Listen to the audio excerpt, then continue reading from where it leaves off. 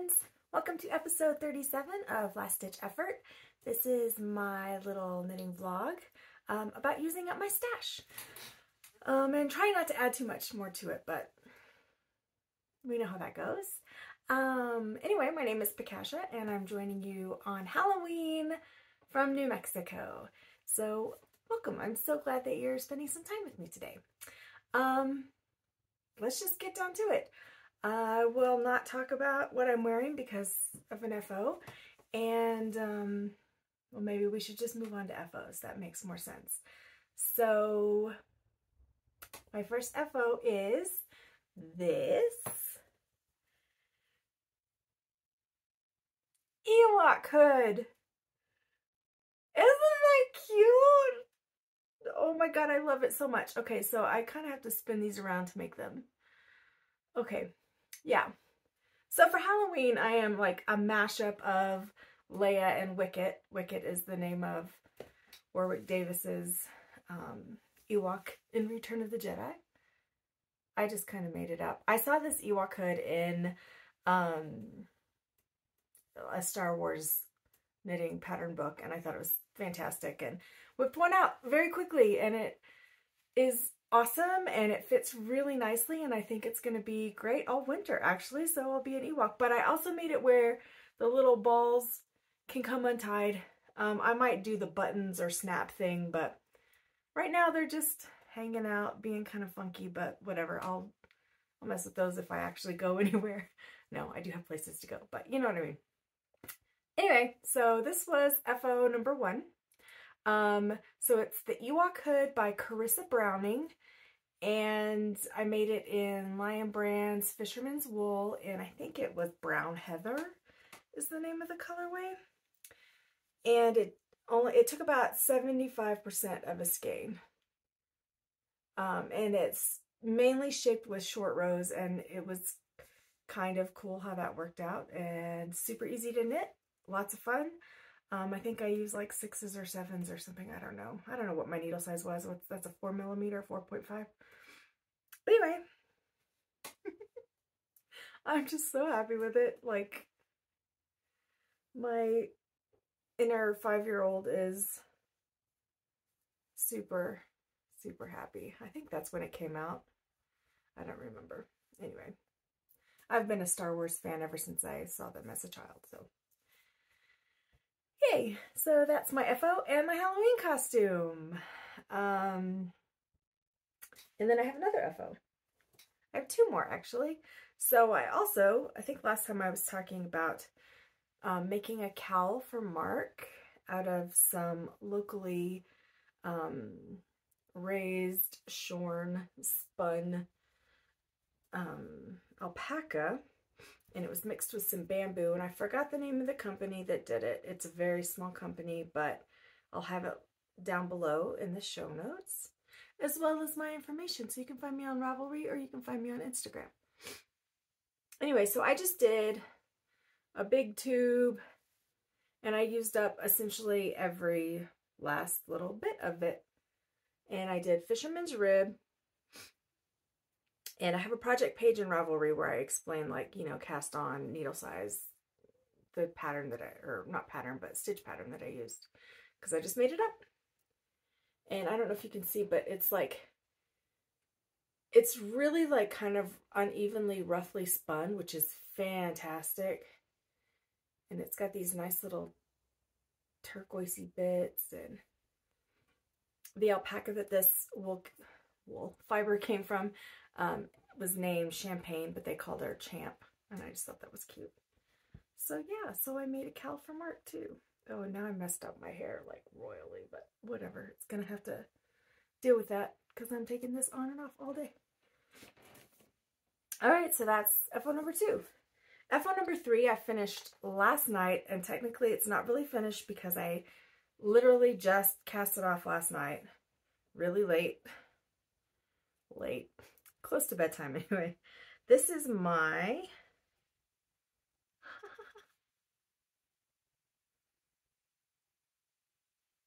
I guess I could talk and do this at the same time. This is my Cloud Drift Cowl by Gudrun Johnston. And So basically you're holding a main color and then you're switching out between 3 contrasting colors as you do this mosaic pattern, which I'm going to try to. So that's all just slip stitches. So you're only ever working 1 stitch or 1 color per row. And for my main color, I used Wool in the Woods. It's down below. It's a single ply yarn from Canada, and I held it with a kind of local alpaca. What is going on here? Sorry, there's something weird at the ends. It's like an alpaca lace weight that I got from a local-ish place. And then the contrasting colors, the first one, I think this is the first one. I think this is either Brindle Heather or Autumn Heather from Knit Picks palette, their range. And this is Jamieson's of Shetland. This color is Nutmeg, and that was leftovers from a few other projects that I made. Gudrun Johnston projects. And the last color is Jamieson of Shetland's Old Gold, which is also leftover from other projects. So what I will do now is I will seam up the 2 short ends, and it will be like a bandana style cowl. And it was so much fun to knit. I was intimidated when I first saw this pattern. I was instantly drawn to it because I think it looks like an old couch from a thrift store. Like one that you really, really want, but you know it's just gonna stink up your house. Oh, it's just so nubbly. And I mean, some of it is obviously the yarn that I used, but a lot of it is the stitch count or stitch pattern. And then holding that fuzzy alpaca lace just kind of, it's just such a satisfying project. It's so cool. And so it'll be nice, and that's a lot of stuff around my neck. But anyway, finish that. So probably next week you'll see me wearing it because it is finally cold in New Mexico. We are having a very cold and windy week this week. Some of you may know, like this summer, our town was really, really damaged. I don't want to say it was wiped out because it wasn't, but a lot of the town, a lot of the residences and the surrounding forests were wiped out in a wildfire. And this week, with our lovely 50-mile-an-hour gusts, we had another wildfire. And it is still going right now. And it is in the area where it previously burnt.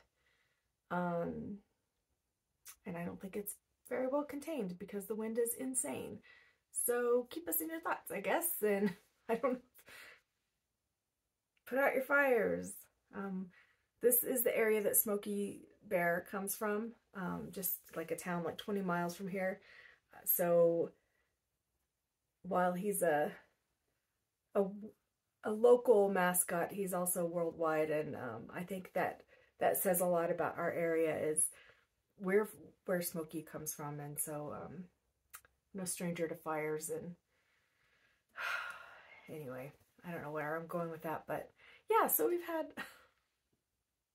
more devastation. Nothing is really getting damaged other than plants and habitat and, you know, things that were already suffering. So should be fun. Should be fun. Okay, let's just move on to works in progress. This is a knitting episode, in case I didn't make that clear. So the first thing I want to talk about is this pillow cushion cover that I'm making. I'm using Scheepjes.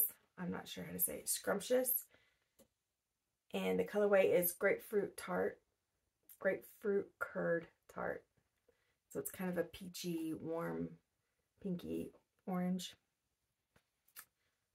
And the pattern is from Rib magazine. This is the very first one. That's not available, but or I don't know, the book isn't. I don't know if you can get it online or not. Anyway, it's just this kind of nice textured pillow. And this is the start of it. So it starts with kind of a basket weave, and then there's chevron. And yeah, so it's just going to be a highly textured cushion cover essentially. And I'm trying to figure out how, if I'm going to make a pillow like to just stay inside of it, or if I'm going to make a flap of some sort so it can come out and get washed. But yeah, just something fun to do. And it's pretty easy and relaxing and some good TV knitting. I haven't worked on it too much. I think last time I was like down here, I did get quite a bit of it done just recently. So that will probably be my main focus this week, because I do want to finish it up and move on to something else. I've got so many other things that I want. I'm just like in this knitting glut right now. I'm enjoying my projects. I'm finishing things. I'm liking the yarn I'm using, and I have a whole bunch of stuff that I want to work on. So that's good. I feel like I'm like, since I frogged my framed, which wasn't working out, and I don't know, I just feel like I've finished some things, and it's kind of just was like a release. And so now I'm in a good place where I'm excited about knitting and I want to do it all the time. Okay. Next, I am doing half and half triangles wrap, which was a pattern on Purl Soho, and I forgot the designer's name because I'm not prepared today. And I'm using Purl Soho linen quill. I am almost done with the first ball. I think I wasn't much further, or I wasn't far out from where I was last time, I think. I don't know how much I did this week, but I feel like I didn't do that much. Anyway, I think this colorway is called Pale Mushroom, maybe? I don't know. I'm really bad with remembering things right now. So it's going to be 2 triangles. This is, it's impossible to show you at this point, but so this is a straight edge, and this is a straight edge. You've all seen this probably 100 times before on other podcasts. Yeah, so I'm not that far. It's like 2.5 balls per triangle, and I'm just now coming up on getting to the end of the first ball in the whole thing. So I've got a long way to go on this, but this is good travel knitting. Once you really get going, you don't really need to have a pattern or give it much thought. So, and I'm using Licca needles. I think they're size 5s. 4s or 5s. I am a super loose knitter for the most part. Oh, this is my needle. Cozy. I'm a super loose knitter, so I try to use smaller needles. And like with the Cloud Drift cowl, I really wanted to cast it on. I didn't want to get up and get my my needle binder, so I just grabbed some like straights that I have that are just like randomly in a like a display container, because they're really old straights or whatever. And I started doing those, and then, I realized why I don't like using straights, because I keep like knocking the end of the needle and it holds my hand funny, and it was hard to do in the car. So when I switched over to a circular needle instead, because the cowl has worked flat, so it doesn't really matter. When I switched over, the old needles said that they were a 6, but really they were a 7. So that cowl is kind of made on way too big of needles. So next time I make one, which there will be a next time because I totally enjoyed that pattern, I'll probably be using like a size 4 or 5 just to get a firmer gauge. I think that would look really nice. So I better get that other one off the needles so that I can use those needles, because I really like the Licca interchangeable tips. Okay. The next the last work in progress, because I never really have many going. And this is already too much. I have started a pair of socks because I can't not work on socks. But really it's just, I think I've done a couple of rows of the first repeat, but for the most part it's just the ribbing is done on this first sock. And I will show you what sock that is in one moment. So I'm using this yarn that I got from Wool Warehouse. I put in an order to get blanket yarn for my daughter, which I do have that going too, but I didn't really work on it, so I'm not going to talk about it this time. But anyway, Wool Warehouse in the UK has this new, I think it's new sock yarn called Merino sock. And I've noticed several British podcasters that I watch have started using this, and I've talked about it recently. I'm really enjoying this yarn. It's really soft. It's merino and nylon. I'm not a fan of merino for socks, but I just wanted to try it. It was inexpensive, and the color's really pretty. It's not really accurate on here. It's that teal color that's really hard to capture. It's not blue, it's not green, it's teal. Anyway, so I have this color, and I have, oh, it just has a shade number. That's not fun. But I also have this pretty green in my sock bag. So I have, let me show you my setup. I have a whole like little bag that I got at the Mountain Wool thing, whatever the Taos Yarn Festival is called now. And they had a booth called Yank Your Yarn. And I'm not going to say it out loud just in case it offends somebody, but I got this like bag. I just think that's funny. So funny to me. So this is now my sock bag. So I will always have a sock in it, and I have a little, I think I've talked about this before. If I haven't, I'm sorry. If I have, I'm sorry. I don't know. It's a little thing from Thread and Maple, and I think this is called a project page. But I just keep all of my favorite sock needles in here because I exclusively use DPNs. And I have measuring tape. Oh my gosh, stop it. My dress is slippery. Things are sliding off my lap. More needles. I think I have a tapestry needle in this little zipper pouch, and some scissors. And I also, in my last Wool Warehouse order, I got a pair of these Knit Pro Basics. And I'm really liking them. Like, they're super cheap needles. Like, there's nothing to them. They seem kind of sturdy. They're good. They're slippery. They're exactly the right amount of pointiness. So I feel like that was a good purchase. And that's what I'm using on my socks right now.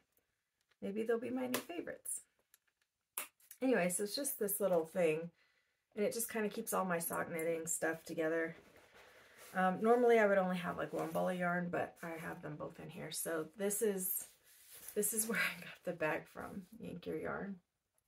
They also have amazing stitch markers and stuff, but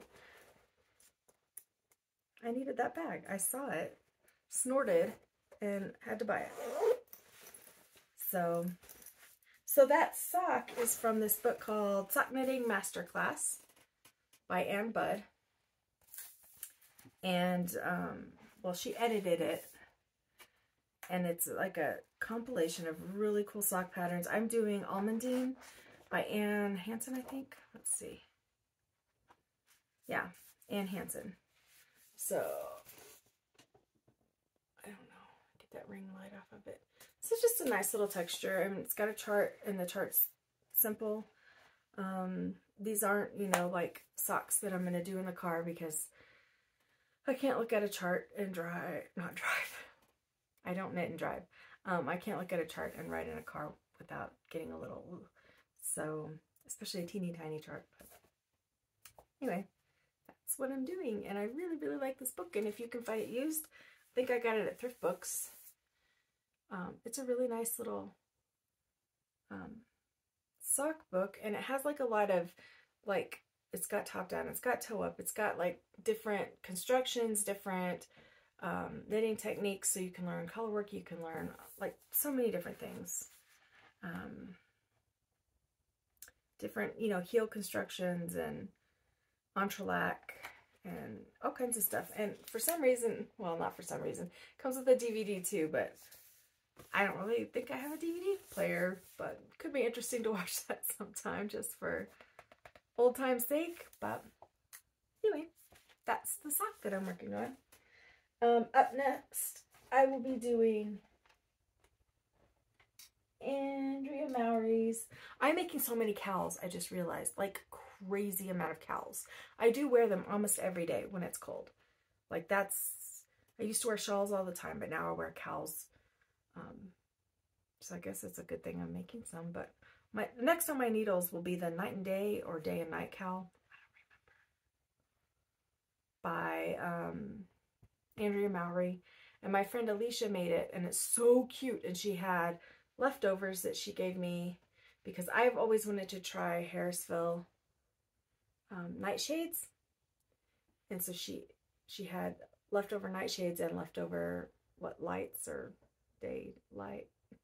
I don't know. The tag's right here. Literally, I could look this up right this moment and tell you. Daylights. Yeah. This color is 826. And the Nightshades one is, I forget, she just finished her Jenny cardigan out of the olive one, the olive overdyed one. So pretty. I've got to get some of that color. This one is Last Call. I think it's the blue one. The navy.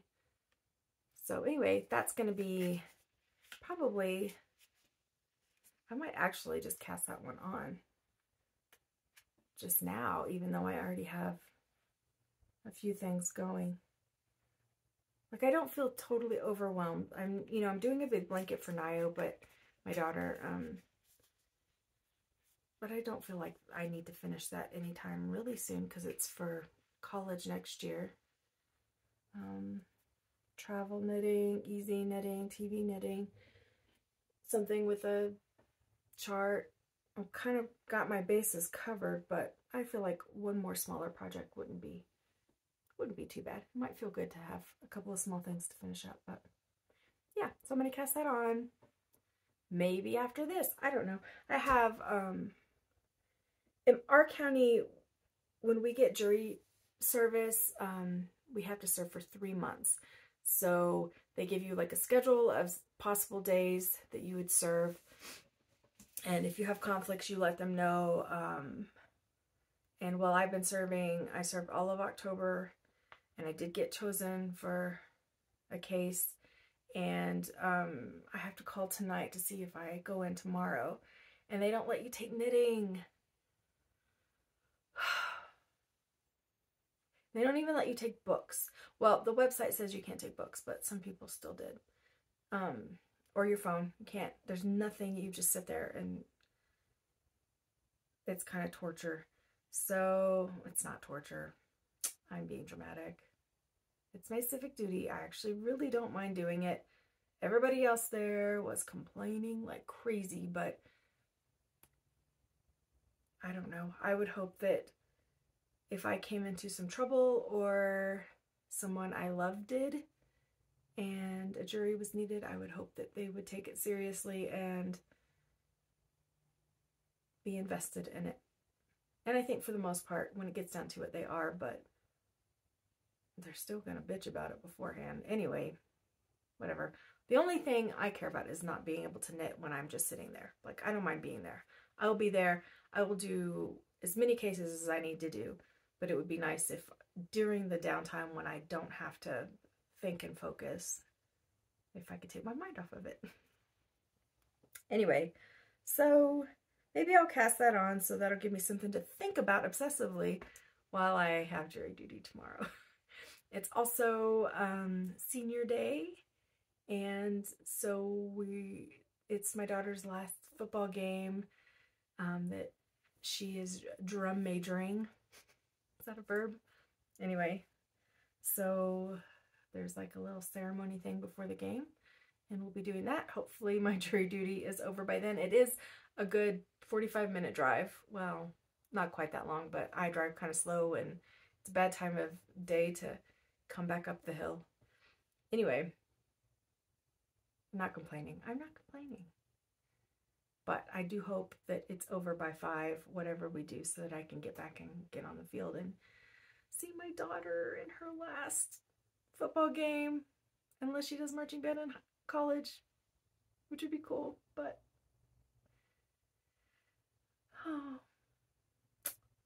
what else?